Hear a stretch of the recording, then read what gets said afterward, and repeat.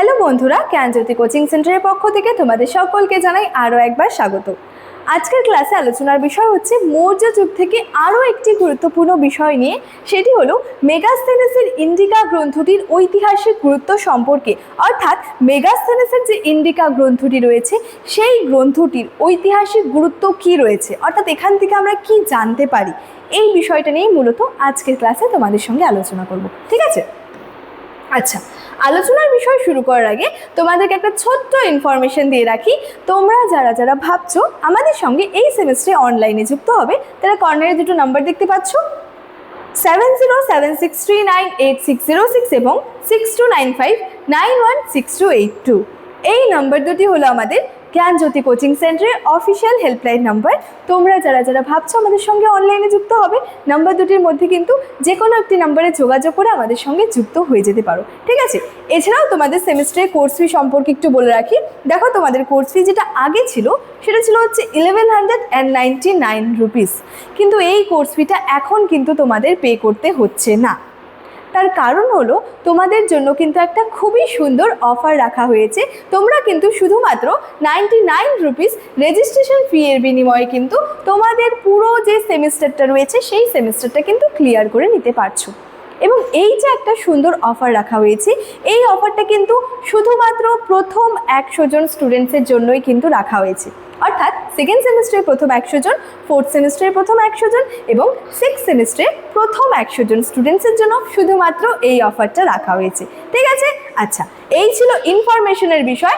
এবার আলোচনার বিষয় শুরু করছি। দেখো, প্রথমেই বলেছি আলোচনার বিষয় হচ্ছে মেগাস্থেনেসের ইন্ডিকা গ্রন্থটি সম্পর্কে। এই যে মেগাস্থেনেস একজন গ্রিক দূত ছিলেন, তো সেই মেগাস্থেনেসের যে ইন্ডিকা গ্রন্থটি, এখান থেকে কিন্তু আমরা মূলত মৌর্য যুগের যে ইতিহাসটা রয়েছে সেই মৌর্য যুগের ইতিহাস জানার জন্য কিন্তু একটি গুরুত্বপূর্ণ উপাদান কিন্তু এই মেগাস্থেনেসের ইন্ডিকা। ঠিক আছে?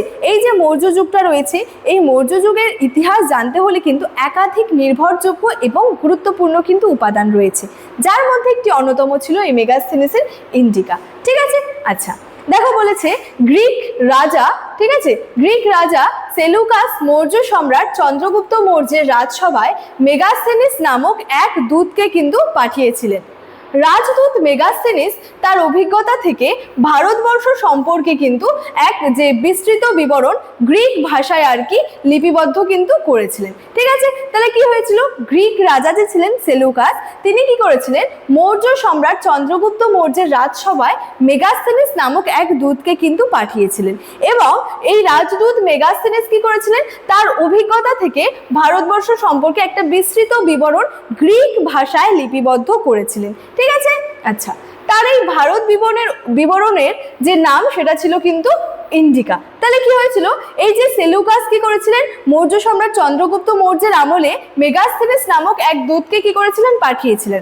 এবং মেগাস্থেনিস সেই সময় বিভিন্ন জায়গা ভ্রমণ করে তার ভ্রমণ সংক্রান্ত যে অভিজ্ঞতা সেটা লিপিবদ্ধ করেছিলেন গ্রিক ভাষায়, এবং তার ভ্রমণ সংক্রান্ত এই অভিজ্ঞতার বিবরণের নাম ছিল হচ্ছে ইন্ডিকা। ঠিক আছে? আচ্ছা, তো মূলত আমরা যে ইন্ডিকা গ্রন্থটি রয়েছে, ইন্ডিকা গ্রন্থটি থেকে কি জানতে পারি বা এটার ঐতিহাসিক গুরুত্ব কতটা রয়েছে।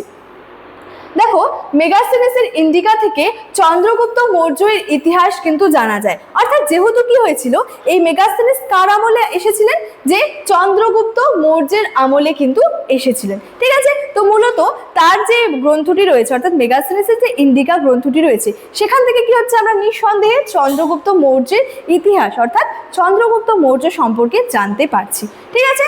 আচ্ছা, মেগাস্থেনেসের ইন্ডিকা থেকে মৌর্য শাসন ব্যবস্থা, এছাড়াও মৌর্য অর্থনীতি ও সমাজ সম্পর্কে যে বিস্তৃত বিবরণটা কিন্তু পেয়ে থাকি।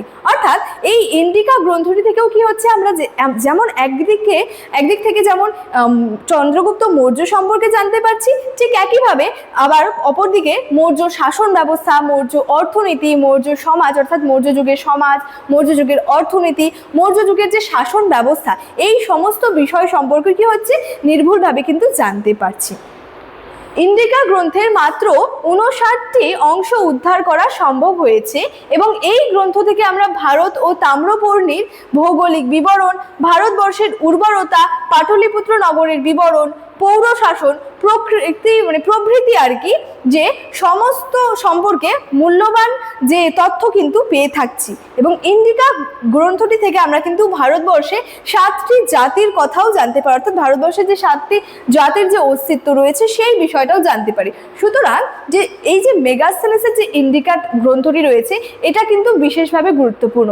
এটা থেকে আমরা কি হচ্ছে চন্দ্রগুপ্ত মৌর্য সম্পর্কেও জানতে পারি এবং মৌর্য যুগ সম্পর্কেও কিন্তু একাধিক তথ্য, মৌর্য যুগের যে একাধিক নির্ভরযোগ্য তথ্য সেই বিষয়টা সম্পর্কেও কিন্তু জানতে পারি। তো মূলত আজকে আমার আলোচনার বিষয় এতটাই ছিল। ইনফরমেশন যেটা রয়েছে এটা কিন্তু ভিডিওর শুরুতেই আলোচনা করে রেখেছিলাম। চলো আজকের ক্লাস এতটাই, দেখা হচ্ছে পরবর্তী ক্লাসে। Thank you so much, thanks for watching.